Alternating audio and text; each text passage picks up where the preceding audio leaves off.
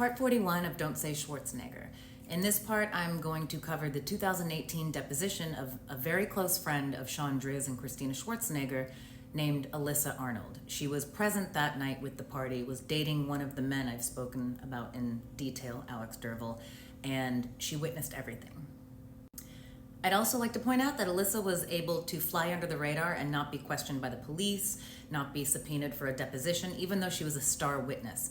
I only found this out after I bought all the transcripts and the depositions of all the other witnesses, maybe 3 years later, 2018-ish, and saw that she was on the footage of the security footage of the attempted unalivings, and her name was brought up. So I saw that and I demanded she be subpoenaed, which she was. So this is what we're gonna do. So Alyssa's deposition was on May 10th, 2018.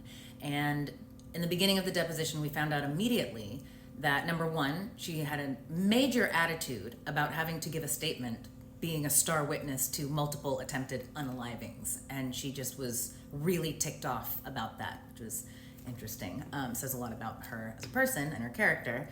And we also found out that her ex-boyfriend, she dated Alex Derville from like 2013 to 2017. So like a couple years before the assault and a couple years after she watched him be in that group during the attempted unalivings, and she stayed with him. But she had broken up with him about a year before this deposition. But she did mention that she spoke to Alex the day before and when she got the subpoena for this deposition, and he provided her counsel. Remember, he turned into an attorney with his own law firm called RD Law Firm in Los Angeles. So the deposition starts off and she says, "I was pissed that I had to be here." Yeah, well, we were pissed that we almost lost our lives, but boo-hoo. So then the attorneys ask Alyssa, okay, who else did you talk to about this deposition today, besides Alex Derville? And she says, my roommate, Brianna Burgess, Maggie Whitney, we're gonna get to her, and her friend, Brooke Raskoff. Next, Alyssa says, I was there that night, and it was 3 years ago, and I don't know why I'm being called here, really. Probably because you were there that night. Like, what? After this statement, they play the video of the assaults, and she easily identifies herself standing in the midst of the chaos. And I'm gonna show a couple screenshots, not the video, but a couple screenshots. So down here, that's where my brother's body is, and there's multiple men attacking him. They're all from the same birthday group of the Drizzes, and they're either attacking him or they're just standing there watching. This is a security guard who was useless. He was from the luxury lofts next door. He literally saw the assaults happening and ran. Great job. And then down here in the white jacket and black pants, that's Alyssa watching, and she's walking towards the assaults. Here's another frame where the assaults are happening right in that corner. You can see those men standing over a body, and that in the white jacket and the black pants standing 2-3 feet away, watching, craning her neck so that she can see with nothing in between. She's watching, and she's wondering why she got called in to testify. So I'm just gonna leave this up here and just get through the rest of the details. So she then tells the attorneys during the deposition that she went to University of Pennsylvania for her freshman year. She graduated from USC. A lot of these guys went to USC with a bachelor's in communication. Didn't see that coming. And at the time of this deposition in 2018, she was currently at UCLA for an architecture program.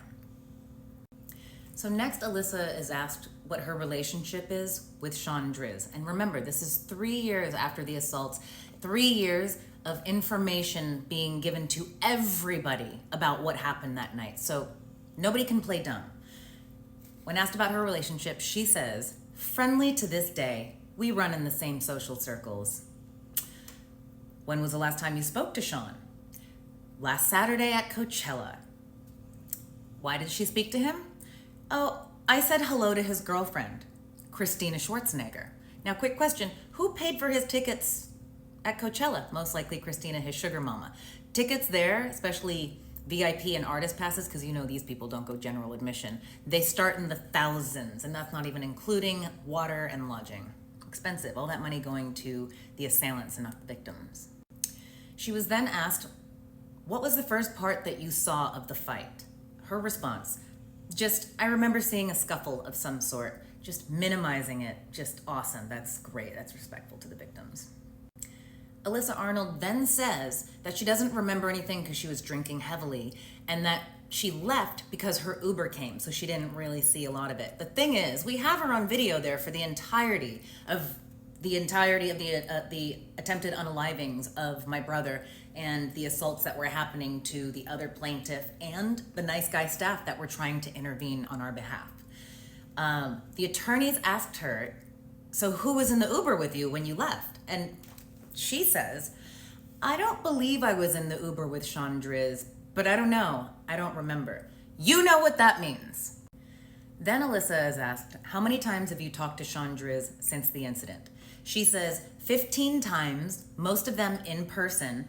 Maybe he asked me to go to the farmer's market a year ago via text to get heirloom tomatoes, perhaps. She's then asked what were the reasons why she saw him those 15 times since the assault. And she says his girlfriend, Christina Schwarzenegger, is friends with one of my friends. And here's a quick video of Alyssa being her delightful self during the deposition. Assuming it was discussed. I don't know specifics. I don't remember what was said. It was 3 years ago, heavily drinking.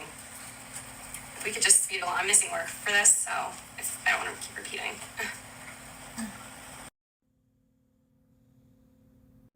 So next, Alyssa starts naming off people that she was meeting there at the Nice Guy that night. The Drizes, William Jolson, blah, blah, blah. And then she names a guy who's been mentioned just briefly in one of my previous parts, named JARRAD MORENO.